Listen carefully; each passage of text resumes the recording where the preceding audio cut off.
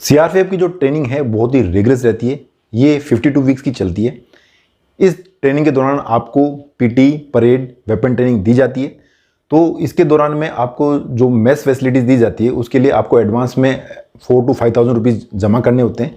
आपको lunch, dinner, even breakfast भी रहता है। काफ़ी अगर फूड की बात की जाए तो क्वालिटी की बात की जाए तो क्वालिटी ऑन एन एवरेज अच्छी ही रहती है। आपको मतलब ख़राब खाना उसमें नहीं मिलेगा। ट्रेनिंग सेंटर के अंदर में अच्छा ही खाना उसमें मिलता है। और घर जैसा खाना तो आप नहीं बोल सकते, लेकिन आपको जैसे बाहर के हिसाब से देखा जाए तो खाना अच्छा उसमें रहता है। फ़ोन आपको अलाउड किया जाएगा कि नहीं किया जाएगा, तो फ़ोन आपको वहाँ पे बिल्कुल भी अलाउड नहीं रहता है, लेकिन फिर भी आप उसको रूम में या जो भी बैरक आप उसमें यूज़ कर सकते हैं, लेकिन बाहर आप खुले में उसको यूज़ नहीं कर सकते हैं। जब आप ट्रेनिंग के दौरान जाएंगे तो आपको बहुत सारे टेस्ट वगैरह देने पड़ते हैं। वो फिजिकल टेस्ट भी हो सकते हैं, आपके रिटन टेस्ट भी हो सकते हैं। तो उसमें जो बीच बीच में टेस्ट होते जाएंगे उसको आपको क्लियर करना रहता है। अगर आप क्लियर नहीं करते हैं तो आपको उसको फिर एग्जाम देना होता है, लेकिन फाइनली आपको उसको क्लियर करके जाना। तो नॉर्मली कोई भी टेस्ट में फेल नहीं करता, आपको नॉर्मली पास कर दिया जाता है। कोई अगर एक्सेप्शन केस ही है जिसको कुछ ज़्यादा कोई प्रॉब्लम हो गई तो वो भले ही, वरना नॉर्मली ट्रेनिंग में आपको इतना ट्रेन कर दिया जाता है कि आप नॉर्मली उसमें फेल नहीं होते हैं।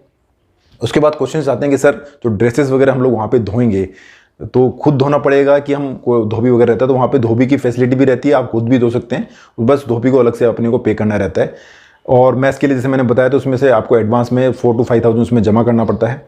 इसके बाद में क्वेश्चंस आते हैं कि भैया ट्रेनिंग के दौरान में जो भी हमारा सब्जेक्ट होगा उसमें किस किस में डिवाइड किया जाएगा। तो उसमें नॉर्मली आपका जो आईपीसी रूल्स हो गए, प्लस जो भी वहाँ के आपके सीआरपीएफ के जो भी कंडक्ट रूल्स हो गए, वो सब चीज़ें आपको बताई जाएंगी। कुछ रूल्स एंड रेगुलेशन जो बताई जाएंगे, हिंदी और इंग्लिश दोनों में आपका रहेगा। आप दोनों में से किसी में भी उसमें आप दे सकते हैं। आपको आउटपास हर संडे मिलेगा।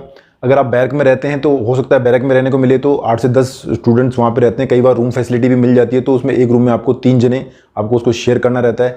मॉर्निंग में आपको अराउंड 5 o'clock उठना ही पड़ता है। 5:30 के अराउंड आपको रिपोर्ट करना होता है। और जो रोल कॉल वगैरह रहता है, मार्कअप जो लगता है वो 6 o'clock तक लग जाता है और ट्रेनिंग वगैरह स्टार्ट हो जाती है। अगर आपको फर्दर स्टडी के लिए इसमें देखा जाए तो ट्रेनिंग सेंटर पे वैसे टाइम बहुत ही कम मिल पाता है। अगर आप में हिम्मत रहेगी ट्रेनिंग करने के बाद में, स्टार्टिंग में बेसिक में धीरे धीरे करके ही ट्रेनिंग को बढ़ाते हैं, लेकिन बाद में चल के वो काफ़ी रिग्रेस हो जाती है। तो नाइट टाइम आप उसको निकाल सकते हैं, कम से कम 2 से 3 घंटे आप पढ़ाई के लिए निकाल सकते हैं। जब आप वो ट्रेनिंग से यूज टू हो जाएंगे तब उसके बाद में आप स्टडी भी कर सकते हैं।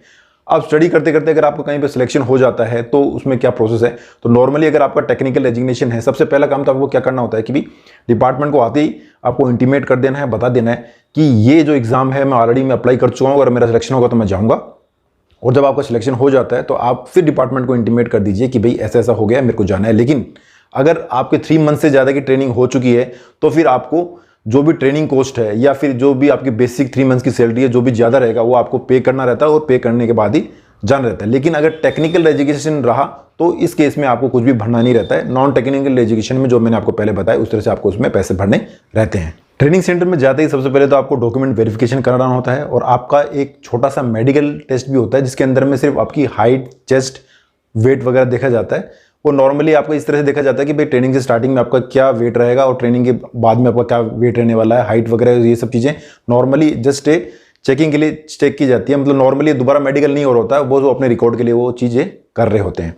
उसके बाद में आपको डिफरेंट प्लाटून्स पे बांट दिया जाएगा। प्लाटून के हिसाब से फिर आपको वहाँ पे जो रूम होंगे या फिर जो बैरक होंगे वो अलॉट कर दिए जाएंगे। उसके बाद में आपकी बेसिक ट्रेनिंग स्टार्ट होगी। बेसिक ट्रेनिंग में आपको जो स्टार्टिंग में मॉर्निंग में 5 o'clock उठना ही है। आपको वेपन्स वगैरह लेने होते हैं। भाई स्टार्टिंग में जो फर्स्ट डे होता है उस दिन से आपको वेपन नहीं लेने होते हैं। फर्स्ट जो वीक रहता है उसमें तो सिर्फ आपको जो भी आपका ट्रेनिंग सेंटर होता है उसको घुमाया जाता है, आपको बताया जाता है कि कहाँ पे आपको किस किस तरह की ट्रेनिंग करवाई जाएंगी। लेकिन जैसे ही वो 1 वीक आपका ख़त्म होता है उसके बाद में आपको वेपन वगैरह सुबह जाके ही लेना होता है।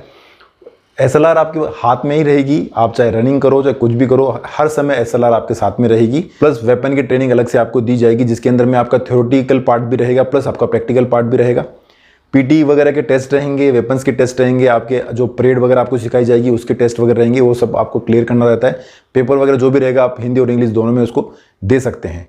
ट्रेनिंग सेंटर लगभग जो आप की ट्रेनिंग रहेगी, बेसिक ट्रेनिंग ही सबसे टफ होती है। उसके बाद में जो भी आप सुनते हैं कि भाई कोबरा कमांडो या कमांडो की ट्रेनिंग होती है वो भी काफ़ी टफ ट्रेनिंग होती है। लेकिन अगर आपने बेसिक ट्रेनिंग अच्छे से की तो आपको उस ट्रेनिंग करने में उतना जोर नहीं आएगा, वो आप आसानी से कर लेंगे। ट्रेनिंग के दौरान आपको नाइट शिफ्ट करने की आदत भी लगाई जाएगी। आपको कई कई पॉइंट्स पे नाइट शिफ्ट ड्यूटी की जाएगी, लेकिन जिस दिन आप नाइट शिफ्ट ड्यूटी करेंगे उसके अगले दिन आपकी ट्रेनिंग की छुट्टी रहेगी। सीआरपीएफ सब इंस्पेक्टर की ट्रेनिंग से संबंधित कुछ भी क्वेश्चन हो तो कमेंट बॉक्स में कमेंट कीजिए। तो फिलहाल के दोस्तों, जय हिंद।